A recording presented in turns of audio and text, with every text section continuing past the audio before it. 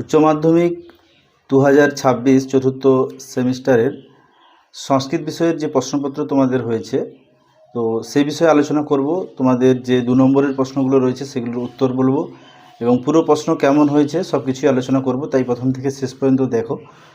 তো এই প্রশ্নপত্রটি front page হচ্ছে এইটা। তো এর পরের পেজটা উল্টালে আমরা প্রশ্নপত্র পেয়ে যাব। দেখো, তোমরা এবিটিএ ডাব্লিউবিটিএ যারা প্র্যাকটিস করেছিলে বা প্রশ্ন বিচিত্রা, সেই রকম কিন্তু কোশ্চেন প্যাটার্ন হয়নি। কোশ্চেন প্যাটার্ন একটু আলাদা হয়েছে। যেমন প্রথমেই তোমাদের দেওয়া হয়েছে যেগুলো 2 মার্ক, যেমন 13টি প্রশ্ন করতে হবে, 13×2=26। তো একদম 2 মার্কগুলো একদম প্রথমেই দেওয়া হয়েছে, প্রত্যেকটা কিন্তু আলাদা আলাদা দাগ করেই দেওয়া হয়েছে। যেমন তোমাদের প্রথমে যে দাগটি রয়েছে, এখানে 8টি প্রশ্ন দেওয়া রয়েছে, 5টি করতে হবে। তো দেখো, প্রথম যে প্রশ্নটি রয়েছে তোমাদের, হাস্যবিদ্যকথা গল্পটির উৎস এবং এর লেখকের নাম।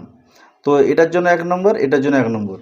তো হাস্যবিদ্যকথা গল্পটির উৎস হচ্ছে পুরুষ পরীক্ষা এবং এর লেখক হচ্ছেন কে না বিদ্যাপতি। পরে যে প্রশ্নটি রয়েছে, হাস্যবিদ্যকথা গল্পে রাজা ও তার রাজধানীর নাম। তো হাস্যবিদ্যকথা গল্পে রাজার নাম হচ্ছেন সুপ্রতাপ এবং তার রাজধানী হচ্ছে কাঞ্চি। তমেব কিং ন বপসি, এটি কে কাকে একথা বলেছেন না, তমেব কিং ন বপসি এই কথাটি চতুর্থ চোর রাজাকে বলেছিলেন। এর পরের প্রশ্ন রয়েছে কিরাতার্জুনীয়ম মহাকাব্যর সংখ্যা। তো কিরাতার্জুনীয় মহাকাব্যের সংখ্যা হচ্ছে 18টি এবং বনেচর ভাষণম কোন স্বর্গ থেকে গৃহীত হয়েছে না প্রথম স্বর্গ থেকে গৃহীত হয়েছে। পরের প্রশ্ন, বনবাসকালে যুধিষ্ঠির কোন বনে অবস্থান করেছিলেন না দ্বৈত বনে অবস্থান করেছিলেন। তার নিকটে কে উপস্থিত হয়েছিলেন না তার নিকটে বনেচর থেকেছিলেন বা ব্রহ্মচারী বেশধারী বনেচর ছিলেন। এরপরে যে প্রশ্নটি রয়েছে লাইন তোলা প্রশ্ন, বরং বিরোধোপি সমং মহাত্মভি এই উক্তিটি তাৎপর্য বলেছে। তো এই উক্তিটি নেওয়া হয়েছে বনেচর ভাষণম থেকে। তো পরের যে প্রশ্নটি রয়েছে লাইন তোলা প্রশ্ন, বরং বিরোধোপি সমং মহাত্মভি এই উক্তি তাৎপর্য লিখতে বলেছে। তো এখানে তোমরা প্রথমে এটা নিশ্চয়ই জেনে নিছো যে এটা কোনখান থেকে নেওয়া হয়েছে না, এটা বনেচর ভাষণম থেকে নেওয়া হয়েছে। আর এই উক্তিটি দুর্যোধনের উদ্দেশ্যে করা হয়েছে। দুর্যোধনের যে গুণ, নিজ ব্যক্তির সংসর্গ পরিত্যাগ সম্পর্কে রয়েছে এবং এই তাৎপর্য তোমাদের লিখতে হবে। এরপরে একটা লাইন তোলা প্রশ্ন, হা প্রিয় সখী ঈদৃশস্তে নির্মাণ ভাগ। তো উক্তিটি কার না, উক্তিটি হচ্ছে বনদেবী বাসন্তীর এবং প্রিয় সখী পদের দ্বারা এখানে কাকে বলা হয়েছে না প্রিয় সখী এই উক্তির দ্বারা সীতাকে সম্বোধন করা হয়েছে।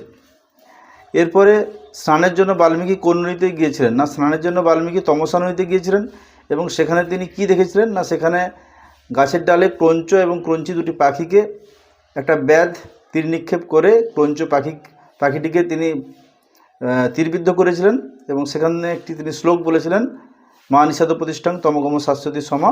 সেই শ্লোকটি তোমাদের এখানে লিখতে হবে বা সেটা না লিখলেও কিন্তু চলে। 2-এর দাগে তোমাদের আবারও 8টি প্রশ্ন দেওয়া হয়েছে, 5টি করতে হবে। তো এটা ব্যাকরণের দাগ। তো এখানে প্রথমেই তোমাদের বলা হয়েছে স্ত্রী প্রত্যয় কাকে বলে না, স্ত্রী প্রত্যয় কাকে বলে তোমরা সবাই জানো যে পুংলিঙ্গকে আমরা যে নিয়মে স্ত্রী লিঙ্গে পরিণত করি তাকেই স্ত্রী প্রত্যয় বলা হয়। যেমন দুটো উদাহরণ দিয়ে দিবে তোমরা, টাপ প্রত্যয় বা ইপ প্রত্যয়। এরপরে রয়েছে ব্যুৎপত্তি নির্ণয় করো। তো পিপাসতে রয়েছে, এটার ব্যুৎপত্তি করলে হবে পা যুক্ত সন যুক্ত লটতি। এই পা ধাতুটাকে তোমরা রুট চিহ্ন দিয়েও দেখাতে পারো। আবার দেদীয়তে যেটা রয়েছে দা যুক্ত জং যুক্ত লট তে, এরকমভাবে কিন্তু ব্যুৎপত্তি হবে। এরপরে রয়েছে কারক বিভক্তি নির্ণয়, বাতায় কপিলা বিদ্যুৎ। তো এখানে কপিলাতে বাতায়তে আন্ডারলাইন রয়েছে। তো এখানে সূত্র তোমাদের লিখতে হবে যে উৎপাতেন ও জ্ঞাপিতে চ, এই বার্তিক সূত্রানুযায়ী এটা চতুর্থী বিভক্তি। এরপরে রয়েছে উদাহরণসহ ব্যাখ্যা আখ্যাত উপযোগে। এখানে তোমাদেরকে অবশ্যই প্রথমে লিখতে হবে আখ্যাত উপযোগে কি না, নিয়মপূর্বক বিদ্যা গ্রহণ যদি বোঝায় তাহলে যে বা যিনি বিদ্যা দান করছেন তার অপাদান করক হয় এবং তাতে পঞ্চমী বিভক্তি হয়।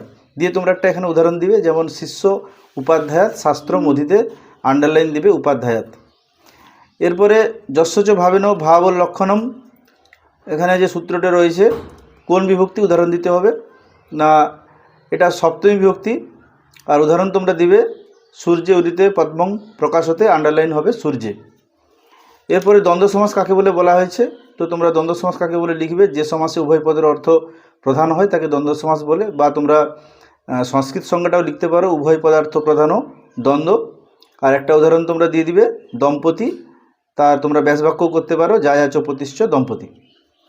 সমাস নির্ণয় করো রয়েছে নীলকণ্ঠ, তো এখানে ব্যাসবাক্য করতে হবে নীল কণ্ঠে যশস্ব নীলকণ্ঠ, এটা বহুব্রী সমাস। তো এখানে সমাসবদ্ধ পদ দেওয়া রয়েছে এবং তোমাদের সমাসের নাম লিখতে হবে, যেমন দয় অন্য সমাহার দ্যান্য, এটা হচ্ছে সমাহার দ্বিগু। আর শূলো পানৌ যশস্ব শূলপানি, এটা হচ্ছে বহুব্রী সমাস। এরপরে তোমাদের রয়েছে 6টি প্রশ্ন এবং এখানে 3টি করতে হবে, এটা কিন্তু সাহিত্যের ইতিহাস থেকে রয়েছে। তো প্রথম প্রশ্ন হচ্ছে দশকুমার চরিতমের রচয়িতাকে, না দশকুমার চরিতমের রচয়িতা হচ্ছেন দণ্ডী। তো তার একটি অপর সাহিত্যকৃতি, দণ্ডির একটি অপর একটি সাহিত্যকৃতি তোমরা লিখতে পারো অবন্তী সুন্দরী কথা অথবা কাব্যাদর্শ। নেক্সট হচ্ছে চরক সংহিতার প্রথম দুটি স্থান। চরক সংহিতার 6টি স্থান রয়েছে, তার মধ্যে তোমরা প্রথম দুটি স্থান লিখবে সূত্রস্থান এবং নিদান স্থান। এরপরে বলা আছে চম্পু কাব্য কাকে বলে, তো তোমরা লিখতে পারো গদ্যপদ্য মিশ্রিত কাব্যকে চম্পু কাব্য বলে, তো এইটা তোমরা লিখবে। তারপরে তোমাদের একটা উদাহরণ দিতে বলেছে মহাভারত থেকে চম্পু কাব্যে, যেমন ভারত চম্পু। এরপরে বলা হয় যে হর্ষচরিতের রচয়িতাকে, না হর্ষচরিতের রচয়িতা হচ্ছেন বাণভট্ট, এবং সাহিত্যটি কোন শ্রেণীর, না এটা হচ্ছে ঐতিহাসিক গদ্যকাব্য।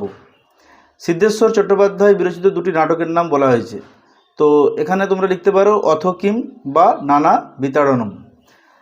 সীতানাথ আচার্য কোথায় জন্মগ্রহণ করেন, কবে কোথায় জন্মগ্রহণ করেন, 1918 খ্রিস্টাব্দে 27 ফেব্রুয়ারি বাংলাদেশের যশোরে তিনি জন্মগ্রহণ করেন।